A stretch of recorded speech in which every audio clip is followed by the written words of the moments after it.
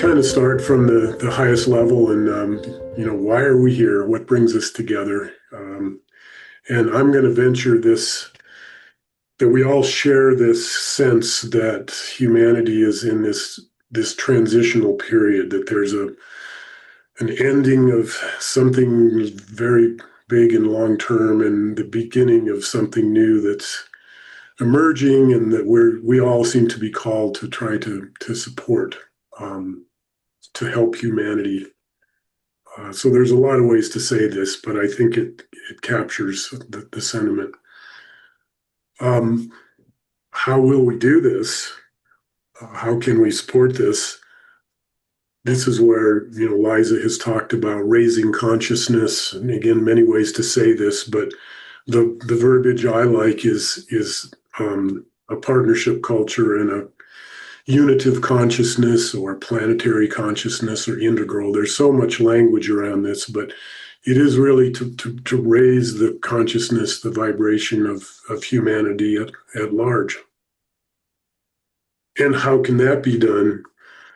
Um, I think this is where we've all arrived at the place that media is how people are being reached, and that individual media efforts are not going to be enough. So we need to weave together somehow into a media ecosystem, and spread the new narratives, the new stories, the new worldviews. So I hope that's our common ground, our shared purpose, and what brings us together in this project. So I'm going to think of this. I'd like to propose this analogy that I've been using. It's based in education, which of course was my professional background, but we might think of this as the re-educating or de-educating of humanity. But in any standard educational setting with teachers, classrooms, students, all that, we always have a curriculum for the course. It should be pretty clear what it is that this is. It English literature? Is it classical physics? What is it, and what are the things that we're trying to convey? In reality, curricula usually end up in notebooks on shelves. Teachers usually have their own version of it, and there may be some accountability to tie into the notebooks on shelves, but in itself, it doesn't really do anything. We then have the audience, the students that we're trying to reach, and in the best scenarios, the students are being transformed. They're evolving. They're growing. We're changing them. We're impacting them in good ways. But there's no inherent connection directly from the notebooks on the shelves to the actual people. So what's in between is a delivery system. Um, and in the best case, let's assume that it's an effective delivery system. And that's where teachers come in. And I think there is a thing we need to pay more attention to. It's called master teachers. Some small percent of all the teachers in the public schools are master teachers, maybe 5 or 10%. And all the good things that happen in schools are because of these people. And then there's a lot of mediocrity beyond that. But master teachers use, diverse tools and techniques. It's certainly not just a lecture or anything like that. I should acknowledge that I think we now are moving into online learning platforms that are pretty good. I think the best scenario is really the human utilizing all these tools, and this would just be another tool. But the delivery system is absolutely critical. Nothing else happens without the delivery system. So if we apply this to our project, the content or the curriculum, what is it that we want to convey? We have really a vast and wonderful, rich body of content, and this is just a small sampling of it. We have many, many people putting out, fantastic content, writing and speaking and podcasting and everything else. The audience, we're trying to reach humanity, really. but probably not the whole of humanity. There's probably a fair number of people that it's kind of too late for, or just simply not reachable. So I like the term regular people, meaning sort of the mainstream. And I think our adjacent audience outside of our own choir is people that are really yearning, really looking for something. They know that the world is flawed and falling apart, but they don't really know where to look. And maybe they're trying lots of other things, looking for teachers and religions and programs and all this, but they're ripe for something new. So that, and people talk about maybe it only takes 3% or 5% to really tip the scales. We don't know. We certainly don't have to reach all of humanity, but there's definitely sort of a sweet spot of a target audience there. But right now we're really not reaching out into that space with all this wonderful content. So it is the delivery system that is missing or not very effective. And this is the idea of many channels of broadcast and coordinated messaging, attractive messaging, the new stories, the new narrative. So how are we going to do this? This is what we're doing. This is our project. This is what the Media Alliance is attempting to do, is to build a very effective, large scale, world class delivery system so that we can reach those people. So, in our discussions so far, which have involved a lot of different peoples and groups, and we're trying to now consolidate this into something sort of central and organized. It seems, I think it's safe to say, or this has been proposed, that there's two aspects to this delivery system that we want to build, the network and the nucleus. The network, I like to talk about media entities or the nodes. These would be all the individual media creators, distributors, broadcasters, creators, any of these people that are trying to produce, healthy, positive media, unitive media, whatever we want to call it. So this is not an exhaustive list, but just the idea of how diverse and broad, how many different types there are. And I think we've all agreed that the container for this needs to be some kind of a technology, a digital platform, um, for communication, visibility, connectivity, and ultimately resonance. And resonance really meaning amplification. So instead of us all working in isolation, the 10,000 points of light, that we somehow bring this into resonance so that it really does become powerful. Question mark there, because this is certainly a big piece of our work, is to be exploring and figuring out what are the platforms that are available to do this. Um, and this is a new thing. It's not some standard thing that's been done. So that's a very big question. The nucleus is to serve the network and to make it functional, make it better, support it, to manage all the different aspects. Here are just a few of the things that we can think of that need to be done in the nucleus. First of all, to manage the platform, to manage communications, and to move us off of email, and to find better ways to be visible to each other within this. I think a very important aspect is offers and needs, so that each member or each node of the network can articulate and put out there what they might be able to offer others, and also what they need. Um, Sharing knowledge, I think very early on we could get into kind of a seminar format where just people open invitation to come and hear about Hubcast Media, or hear about the source, or hear about what other people are doing, just to learn what's going on, and then make those connections.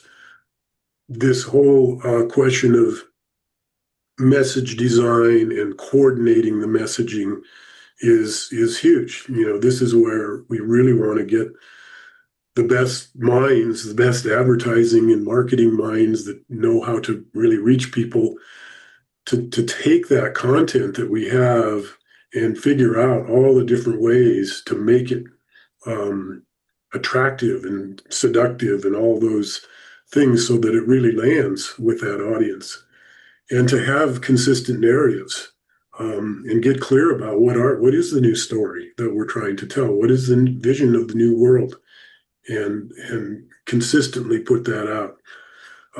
Market research, very important area of figuring out what really is landing, and then share that with others instead of 100 media entities doing their own market research. Let's do that in a centralized way and to share that out.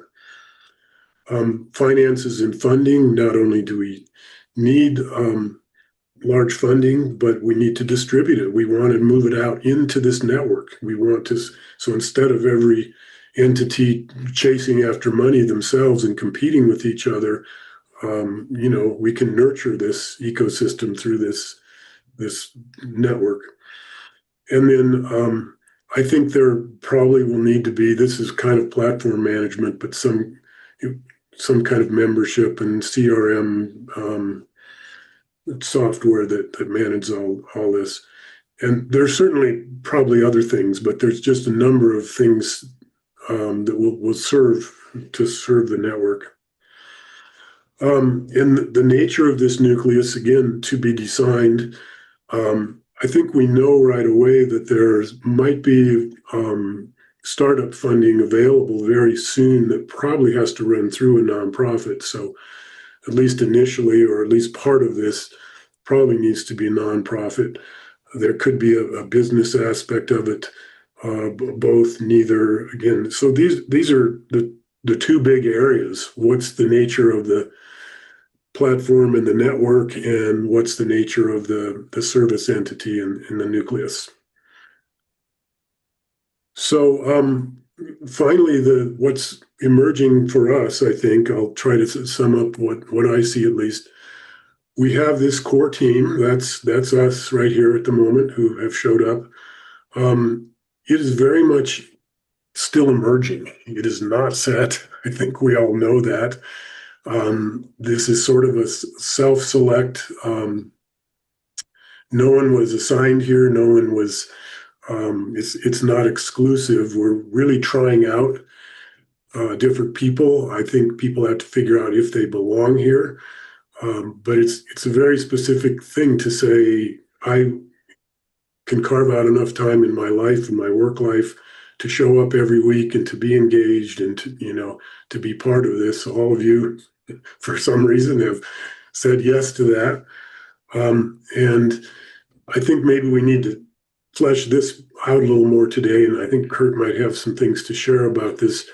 But surrounding that, there are a number of people that I consider very significant, important people that are very much on board with this, but simply cannot be part of the core working group, that we need to be closely connected with, whether we call them the advisors or supporters. Some of these are funders.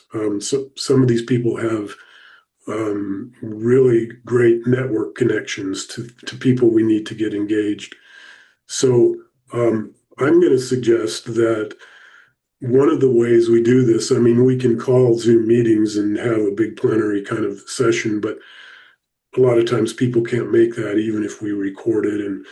But I would like to volunteer and suggest that my role, I will offer myself to have individual conversations with these people as much as need be, to offer myself for this, and invite any of you as well if you can make it.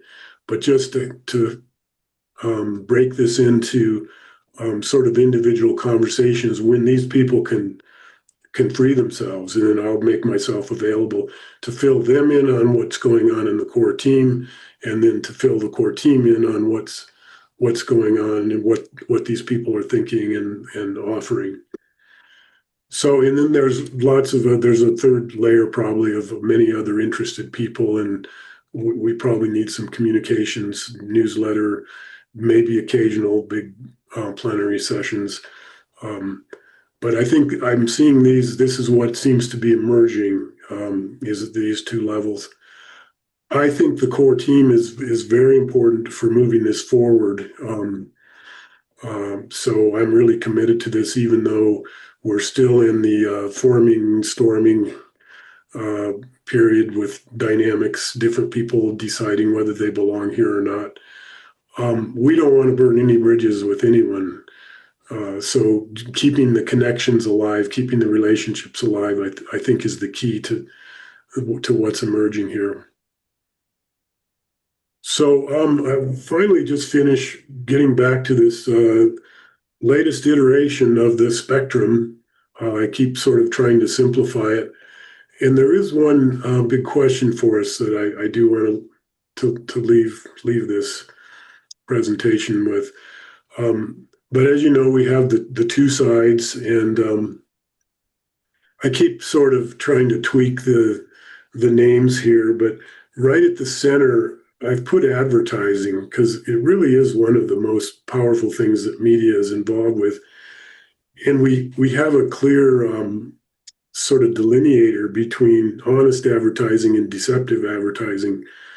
And I think advertising has its role, but to me, it should be just information. Just here's our product, here's what it does, here's where you can get it, or political candidate, here's what I stand for, you know, here's why you should vote for me, as opposed to playing on people's weaknesses and, you know, clever things, suggestions that you could look like this person if you buy our product. And then from there, I put journalism out in the next